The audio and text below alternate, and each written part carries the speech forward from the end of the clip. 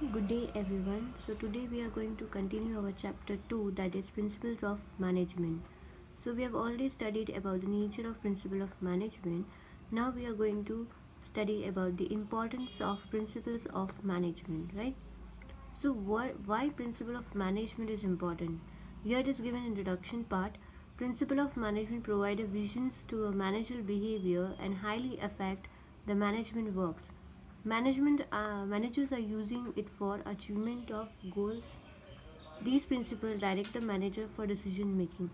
Now, these principles are gives the guidelines to the manager to perform the task and to take an appropriate decision. Okay, so first importance of principle of management, that is first one, increased in managerial efficiency. Principle of management is providing the guidelines to manager to perform a task in different situation, right? So these principles gives provides the guidelines to the manager to perform the task in different situations, right?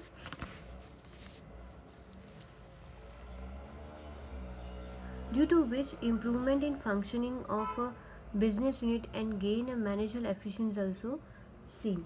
यानी कि because of that in different situation they perform a task and these get a knowledge and increase their efficiency in management function. Second point, maximum usage and effective administration of resources. Mostly availability of human and physical resources are limited in business unit. यानी कि बहुत सारे business जितने भी business है वहाँ पे resources limited है. जितने भी अवेलेबल रिसोर्सेज है whether it is a human being or a physical resources, maybe a material, machines, money, these all resources are limited in business unit. It is unavoidable to make its maximum usage. Here meaning of the word maximum is to make a usage of the resources through principle of management, whereas they can get maximum benefit with minimum cost. यानी कि maximum benefit चाहिए और minimum cost में, यानी कि कम cost में ज़्यादा benefit, right? और मैक्सिमम मतलब है कि यूजेज, प्रॉपर यूजेज करना रिसोर्सेज का. फॉर एग्जांपल अगर मैं आपको बोलूँ तो एक principle of unity of command है and unity of direction. These two principles are used in the business, right? So, unity of command and unity of direction leads to systematic and smooth function of business, as unity of command avoids confusion of more bosses. Unity of command का मतलब है one man one boss, right? So in every organization there is one boss who leads the direction and who orders the employees, right? So because of using these unity of command, there is a there is no more bosses, only one boss in business. Unity of direction unifies the efforts of all the employees in common direction. यानी कि unity of direction का मतलब क्या है कि direct करना employees को, ठीक है? तो यूनिटी ऑफ डायरेक्शन ये प्रिंसिपल्स मैंने यूज़ किया तो मैं एम्प्लॉयज़ को डायरेक्ट कर सकती हूँ, गाइड कर सकती हूँ. तो क्या होगा, जो कॉमन गोल्स है वो अचीव्ड होगा, राइट? थर्ड वन है helpful for scientific and logical decision. Sorry, the second point बोला कि इफेक्टिव एडमिनिस्ट्रेशन प्रोसेस. ये सारे जो प्रिंसिपल्स मैंने यूज़ किए, unity of command, unity of direction, ये क्या हेल्प होगा, रिजल्ट क्या मिलेगा मुझे, तो सिस्टमेटिकली इन्फॉर्मेशन फॉलो होगा, ठीक है? और एडमिनिस्ट्रेशन वर्क में भी इफेक्टिवनेस होगी, ठीक है? स्मूथ वे में सारी चीज़ें एक्टिविटी वर्क करेगी. थर्ड पॉइंट है helpful for scientific and logical decision. Decision should be always based on fact, thoughtful, objective and justifiable. जो भी मैनेजर डिसीजन लेता है वो किसके बेसिस पे, तो कुछ ऑब्जेक्टिव्स के बेसिस पे, ठीक है, जस्टिफिकेशन के बेसिस पे, और फैक्ट्स होना चाहिए. ऐसा नहीं कि बायस्ड होना चाहिए. Moreover decision should be timely, reality based and effective. यानी कि डिसीजन किस पे डिपेंड करता है, तो रियलिटी एंड टाइमली बेसिस, ठीक है? फॉर एग्जाम्पल अगर मैं आपको बोलूँ कि एक टेलर्स ने प्रिंसिपल दिया है कि रूल ऑफ थंब यूज़ करना, ठीक है? और रूल ऑफ थंब यानी कि ऐसा नहीं है कि रूल ऑफ थंब यानी कि जो वर्कर को बोला उसको फॉलो ही करना है, ठीक है? इसका मतलब ये है कि टाइम स्टडी, यानी कि उन्होंने सजेस्ट किया है कि टाइम स्टडी को ज़्यादा इम्पोर्टेंट दो. यानी कि एक टाइम सेट करो टू परफॉर्म अ टास्क, ठीक है। Manager have to take numbers of decision every day.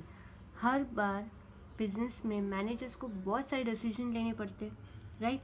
सो उसके लिए उसको पहले रिसोर्सेज देखना पड़ेगा, ऑर्गेनाइजेशन में रिसोर्सेज कितने हैं, और उस हिसाब से वो लॉजिकल यानी कि एक राइट टाइम पे डिसीजन ले पाए।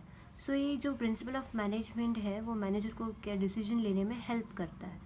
Fourth point, to cope up with the changing business environment. Normally management principles are an ordinary guide, but manager principles are necessary to make the business environment with the changing circumstances यानी कि situation.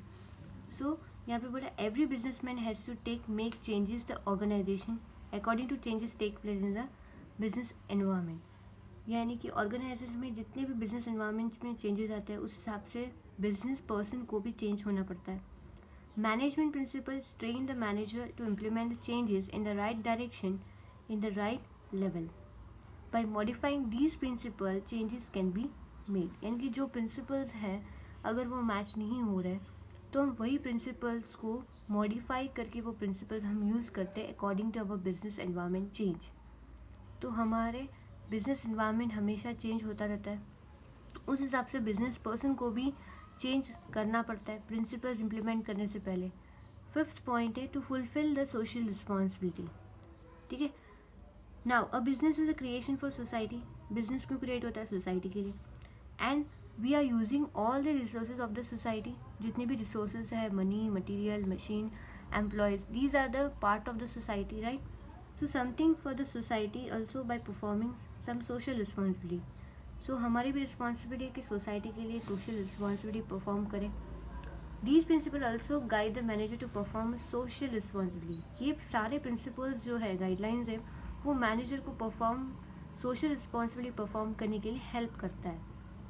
Like for development and progress of society are also the aim of the business man. सिर्फ profit कमाना aim नहीं है, but the development of business, progress of society are also the main aim of the business unit. So for example अगर आपको बोलूँ fifth point का, the principle of fair remuneration. Remuneration मतलब fair wages provide करना employees को। तो ये employees को जॉब भी दिलवाता है बिजनेस, राइट।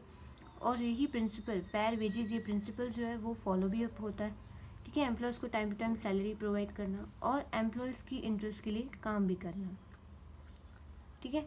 तो हमें ये प्रिंसिपल सोशल रिस्पॉन्सिबिलिटी परफॉर्म करने के लिए भी हेल्प करता है। सिक्स पॉइंट है useful for the research and training and development. Management principle are the main part of the management thoughts. Only by using the management principle task of training, education and development is possible. यानी कि यही principal से हमें training, education, development guide करता है। Like अगर example यहाँ पर दिया है कि aptitude test are taken for appointment in various business unit. These aptitude test are prepared through research and by implementing and using management principle through which appropriate are appointed.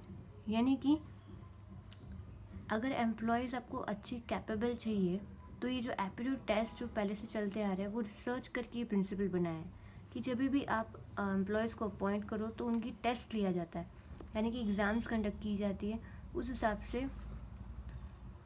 से staff को appoint किया जाता है, right, select किया जाता है।